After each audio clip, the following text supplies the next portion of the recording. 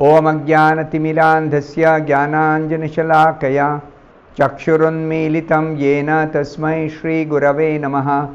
Nama Om Vishnupadaya Krishna Presthaya Bhutale Srimate Bhaktivedanta Swamin Niti Namine Namaste Saraswate Deve Gauravani Pracharine Nirvishesha Shunyavadi Paschatya Deshatarine Jaya Shri Krishna Chaitanya Prabhu Nityananda Shri Advaita Gadadhara Srivasadi Gaura Bhakta Vrinda Hare Krishna Krishna Krishna Hare Hare Hare Rama Rama Rama Hare Hare Om Namo Bhagavate Vasudevaya Narayanam Namaskritya Naram Chaiva Narottamam Devim Saraswatim Vyasam Tato Jayam Mudirayet. In this session we continue to discuss from the 9th and 10th verses of the 19th chapter of the first canto Srimad Bhagavatam. We were discussing in the previous session about Parshurama. So Parshurama has been described as a Brahmana who was expert in the military science, Dhanurveda. Therefore he taught that military science to Dronacharya, who further instructed that military science to the Pandavas and Kauravas. So it is described, Parshurama was present during the coronation of Maharaj Yudhishthira, and he celebrated the function along with other great rishis. The saintly persons know very well that the Pandavas are the righteous persons to rule the world, not the Kauravas, especially Duryodhana. It is described in the Bhagavad Gita, Dhartarashtrasya Durbuddhe. He was wicked, crooked-minded, evil-minded. So he was not the fit person to rule, Duryodhana. So therefore, the Pandavas, in order to obey the instructions of Krishna, that righteous people should rule this world, then only the people will be guided properly and will actually benefit from the rule of such righteous persons like Maharaj Yudhishthira. So Parshurama celebrated the function of coronation of Maharaj Yudhishthira after the battle of Kurukshetra along with other great sages. The sages are always there to advise, instruct, guide the Kshatriya kings. Now Srila Prabhupada says, Parshurama is so old that he met both Rama and Krishna at different times. He is very, very old personality. Several millions of years they lived. Because their time scale is different from the time scale that we are subject to on this earth planet.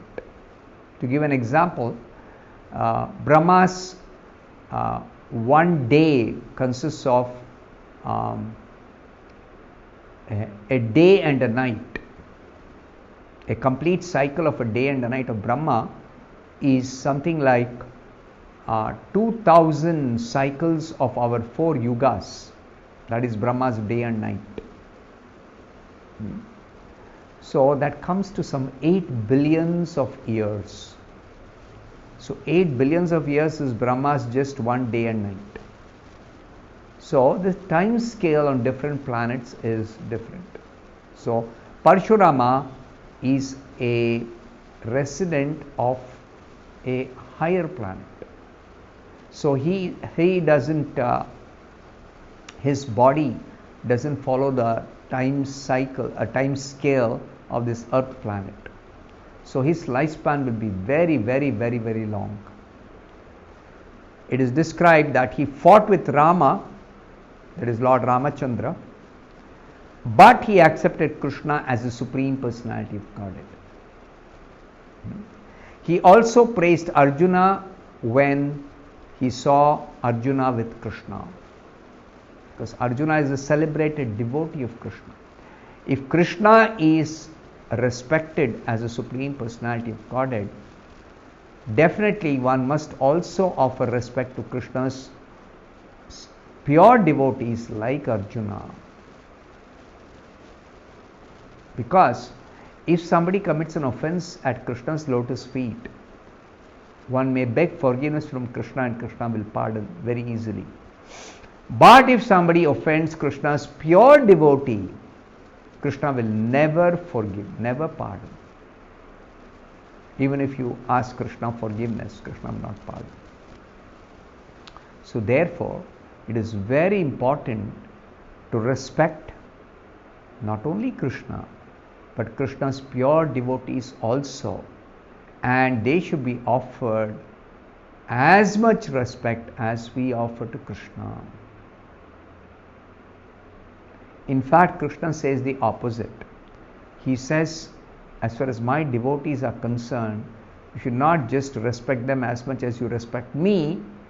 Krishna says you should respect them more than what respect you offer to me. Krishna says in the 11th canto of the Bhagavatam, while instructing Uddhava, Mad Bhakta Puja Abhyadika. What does it mean? My devotee is more worshipable than me. So Krishna is thoroughly pleased if we worship Krishna's devotee and show respect more than what we show to Krishna. Of course, one should not do that you disrespect Krishna or show some disregard to Krishna. That should never be done. But nevertheless, a devotee should be respected.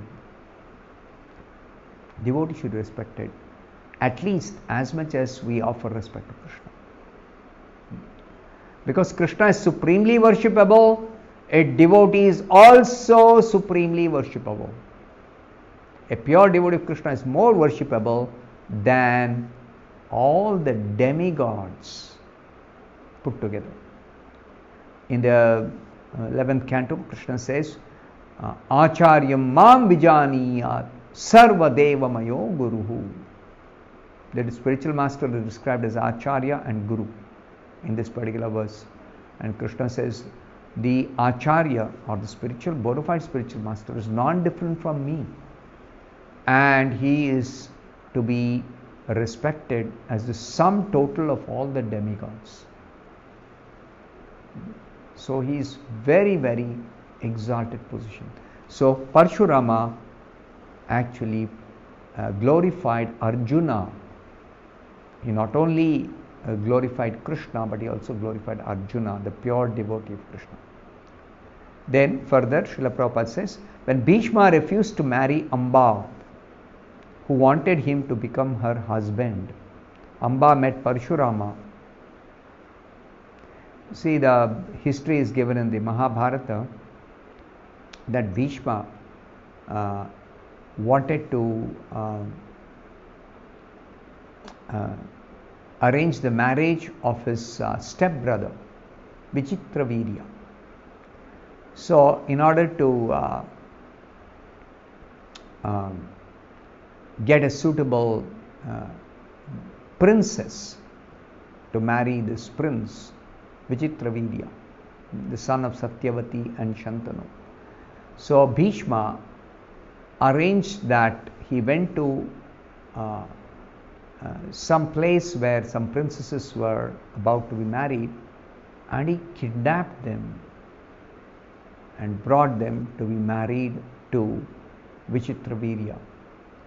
Of the three princesses, Amba, Ambika and Ambalika, two of them were married to Vichitravirya, but Amba refused to marry Vichitravirya.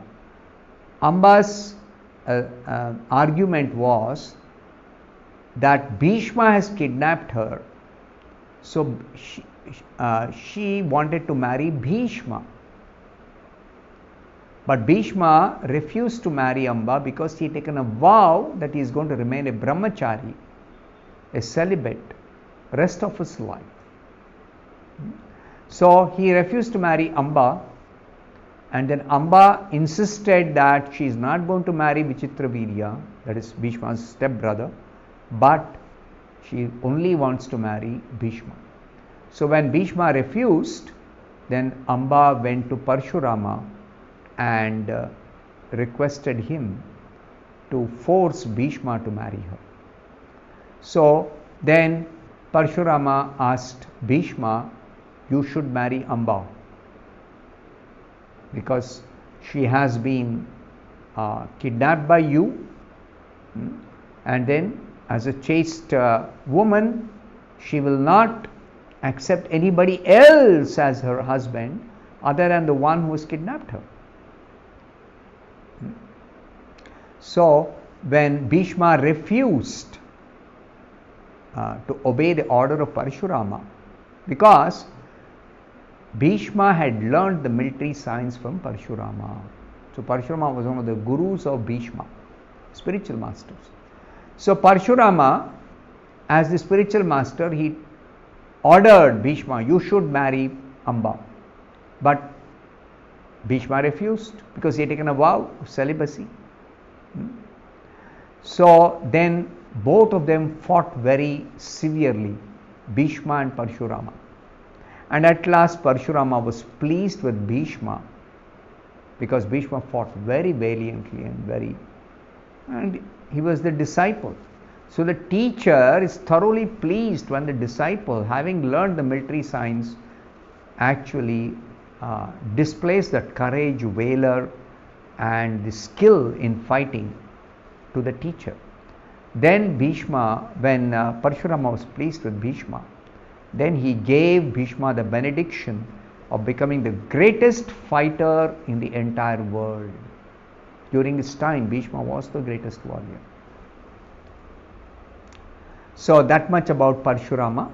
Then the next sage being described here is Utatia, one of the three sons of Maharshi Angira. He was a spiritual master of Maharaj Mandhata. He married Bhadra, the daughter of Soma, or the moon god. Varuna kidnapped his wife Bhadra. See, among the devatas, there are very good qualities among the devatas. They have divine qualities, that's how they are called devatas. But they do have some material desires, some material ambitions, some material contamination for enjoying materially. So because this daughter of Soma was very beautiful, Varuna, in order to satisfy his own desire to enjoy that beautiful woman, he kidnapped this wife of the great sage Utatia. And to retaliate this offense of Varuna, Utatia, he drank all the water of the world. Varuna is the controller of water bodies, but the water bodies on this earth planet were completely emptied by this Utatia. They have so much of mystic power, yogic power, by their severe austerities, but sometimes they don't use it properly. This is not a proper use of the mystic power to take revenge against another devata because that devata did some mistake. So like this, there is sometimes some altercation or some quarrel or some kind of later on things are settled by the superiors of these personalities. Sometimes Brahma intervenes, sometimes Shiva intervenes, sometimes Vishnu himself intervenes. When the devatas who are supposed to be ideal in their character and behavior, and they are controlled in their senses, and they carry out the administration on behalf of Vishnu, they are empowered personalities to rule the world, the creation, the whole universe. But sometimes they are carried away by the influence of one of the gunas, the lower modes, Rajoguna, Tamoguna. And that is when the intervention of the elderly personalities, it actually is meant to correct these mistakes that even such devatas or great sages do. And when they are corrected, of course, they become, they come to their senses, and they accept their fault, and they stand corrected. But the demons, they never can be corrected. They can never be corrected because their demoniac mentality is such that they never think they are wrong, and they don't care for the superior instructions of greater personalities, of great sages or saintly persons or Vishnu himself. They don't listen to others. They're too proud, they're too puffed up, they're too arrogant. So the demoniac qualities are described in 16th chapter of Bhagavad Gita. So you can study those demoniac qualities. They never listen to others. They are never remorseful about the mistakes they do or the sins they commit. So therefore, sometimes the only way they can be purified is when the Supreme Lord or his pure devotee or an incarnation of the Lord kills them and purifies them. That's the only way they can be purified. So I'll stop here. Thank you very much. Hare Krishna.